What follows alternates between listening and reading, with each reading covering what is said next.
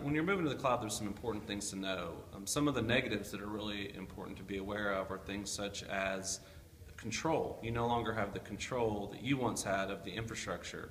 You're at the mercy of somebody else. That's not always a bad thing, but there is a control aspect that you have to be aware of, that when there's an outage, when there's a change that maybe you were used to making, you no longer have the control to make those changes. You have issues with OpEx scale, meaning your operating expenses continue to grow incrementally as your infrastructure expands. Now you no longer have capital expenses, but at some point you may get to a point where you're questioning what you're spending, so you have to be aware of the OpEx scale that happens.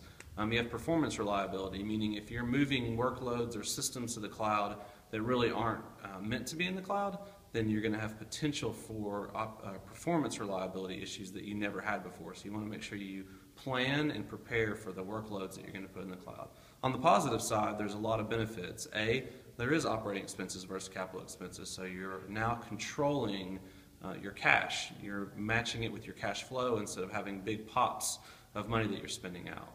You have higher availability and reliability, meaning that you're going to have multiple data centers, multiple infrastructure now that you can rely on versus just your own single infrastructure in your office.